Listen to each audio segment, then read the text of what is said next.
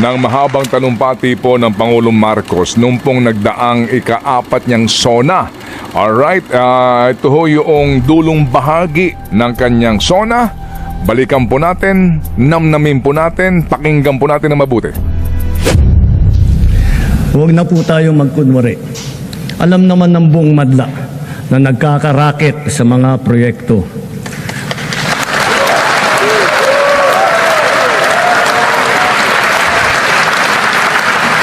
Mga kickback, mga initiative, errata, SOP, for the boys.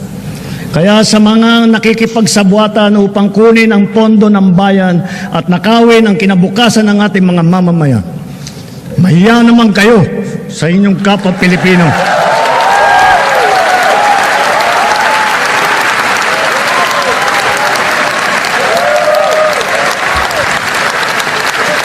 Mahiya naman kayo sa mga kabahayan nating naanod o nalubog sa mga pagbaha.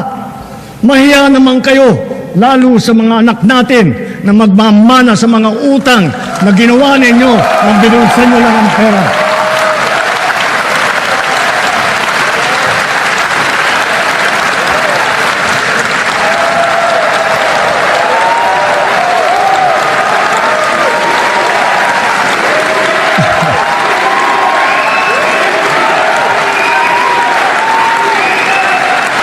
Para hindi na maulit, so that this will not happen again.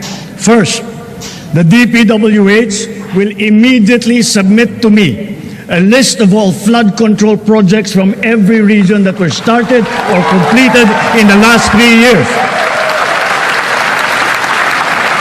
Second, the Regional Project Monitoring Committee shall examine that list of projects and give a report on those that have been failures, those that were not finished, and those that are alleged to be ghost projects.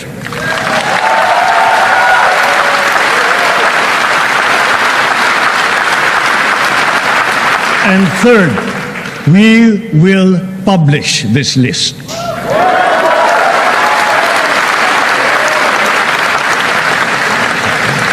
Isa sa publiko natin ang listahang ito.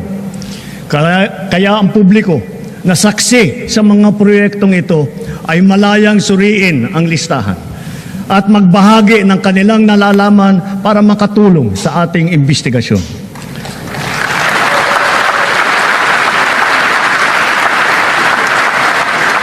At the same time, there will be an audit and performance review regarding these projects to check and make sure and to know how your money was spent.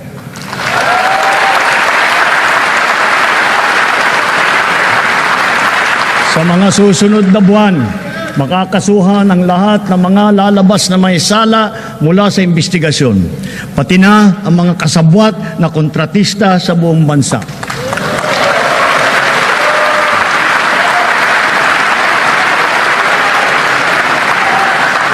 Kailangan malaman ng taong bayan ang buong katotohanan. Kailangan may managot sa naging matinding pinsala at katiwalian. Yan po yung dulong bahagi po ng SONA ng Pangulo ng 2025. Girl, grabe no, mukhang mamaya katakot-takot na palakpakan ulit ang maririnig natin sa Pangulong Marcos Jr. Di ba yun yung usual na binibilang kasama dyan? Hindi lang yung red carpet ang inaabangan. Kasama dyan yung standing ovation, kasama po dyan ang palakpakan. Pero dun sa maiksing pagbabalik tanaw natin sa naging pahayag na ito ng Pangulong Marcos Jr., dami ko pa rin hinahanap. Okay, sige. Oo, So himayin natin yung last part na ito. Sige, oo. Ngayon, yung pong mga nagpapalakpakan doon sa gallery, again, with all due respect, hindi ho naman lahat, marami doon ang contractors. Yan. Marami doon ang nakipalakpak po, pero the truth is, bahagi nga sila noong mga pinatatamaan ng presidente. Pero ito nga po ngayon siguro, no, maganda rin pong patamaan natin ang mismong nangako dito po sa nagdaan niyang SONA. Kasi mga kapatid, sa dulong bahagi po ng SONA ng Pangulo, sinabi niyang hindi na raw po dapat magpatuloy pa ang kalakaran na ito. Ika niya, no? Isa sa publiko raw po ng Pangulo ang listahan ng palpak na flood control projects pati na mga ghost project. Meron pong sinasabi na yung pong isumbong sa Pangulo website, di po ba? Pero doon po sa isumbong sa Pangulo website, ito po yung magsusumbong ka and then mismo doon meron din po mga listahan ng proyekto. Pero yung pong sinasabi na actual na ho, pinakabago na listahan talaga ng ghost projects, mukha pong hindi napagtagumpayan nila yon. Totoo po yan, di po ba? Kasi wala. Isa sa publiko daw po ang mga audit na gagawin sa mga proyektong ito. Ang dami pong proyekto. Audit, nung una po, ang isang Vince Dizon very active. Pero kung inyong napansin, kinalaunan po parang lumalaylay na hanggat sa nawala na po kumbaga sa eksena. Manaka-naka na lang po pabugso-bugso na para bagang ulan sa panahon ng habagat. Yung kanya pong performance dito ho sa mga proyektong ito. At ika po ng Presidente, sa mga susunod na buwan, makakasuhan, ito po yung words niya, sa mga susunod na buwan, makakasuhan ang lahat ng mga lalabas na may sala mula sa investigasyon. Pati na ang mga kasabwat na kontratista sa buong bansa. Yan po ang sinasabi niya, ha? Sa buong bansa. Malalaman daw ng taong bayan ang buong katotohanan. Ngayon, may dulo pa ho ito, mga kapatid, no? Ang sinasabi. Makakasuhan ang lahat ng mga lalabas na may sala at sangkot. Kailangan daw hong may managot sa naging matinding pinsala at katiwalian. So yun po ang hinihintay ng marami. But truth, di ba? Truth is, in fairness, hindi ho lang naman yun ang laman ng SONA eh. Pero ito ho yung tumatak sa atin, sa ating kaisipan.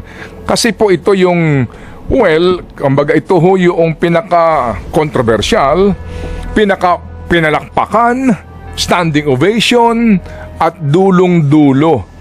Pero meron siya mga binanggit pa ho sa SONA tungkol nga sa pagpapalago ng industriya, pagpapakulong sa mga mapagsamantalang rice traders, yung pagpapainom po sa pork production, sa palay production, na ngayon po naman inaamin na ho ng lahat, no? Yung nasa pork industry na import tayo ng import. Yes, no? padami ng padami. Padami ng padami ang imports. Kasi nga po, hindi ho nagtatagumpay ang ating gobyerno dahil din po sa ASF at ilang pa hong problema nga sa produksyon ng karne. Tama. Pati ho sa energy ngayon, tayo ang pinakamataas sa buong Southeast Asia. Correct. Nalampasan na po natin ang Singapore sa per kilowatt hour. Pero doon sa kanyang SONA, kasama din po yon. Yung ika niya po ay pagsiguro po na madadagdagan ang supply natin ng kuryente. Maliban dyan, yung puli magpapanagot doon sa mga joint venture sa water district. That time, kitang-kita ho naman, sino ho bang makapangyarihang pamilya ang nasa likod ng mga joint venture na ito na pagkarami-rami? Hindi po ba? Pati, ang dami ho ito, mahaba-haba ito, pero yung dulo nga, doon tayo nakafocus. Kasi nga, pati ho itong mga negosyante nagsasabi na yun ang hinihintay namin. Siguro nag-aatibili lang po magsabi ho ng mga pangalan. Si Ginoong Ortiz Luis, no? Oo naman, nag-iingat. At di mo naman yun na maiaalis sa kanila na mag-ingat. Sabi niya nga kanina, nagtataka kami, di ma-filean ng kaso. May inaantay nga daw silang makulong, na inaantay din po ng karamihan. Ngayon, mga kapatid, yung binabanggit na presidente sa mga susunod na buwan, ito po ay kanyang SONA ng July 28, 2025. Alright, so July 27 ngayon, naka-12 buwan na po. Baka sabihin din kasi mahirap din na mamadali. Baka din naman kasi magkaroon ng dismissal. Oo, dapat airtight ang kaso. Ilang beses na natin narinig yan. Pero yung mahiya naman kayo na sinasabi niya, yung nga pong title lang ating pong think about it, mahiya kaya ang mga walang hiya. Kasi mukha pong ang iba, na mga contractors, tuloy pa rin po ang ligaya. Yung kanila pong uri ng pamumuhay. Kaya mukhang yung mga pinatatamaan ng mga walang hiya, talaga namang wala nang hiya. Hindi nahihiya. Hindi Mas nahihiya. kumakapal ang pagmumukha. Kasi nga, naiisip siguro nila, no? Ako lang to, partner, baka nasa utak nila. Hindi, wala naman nakulong Kung may nakulong man, I mean, may nakulong bang congressman? O baka mali lang ako?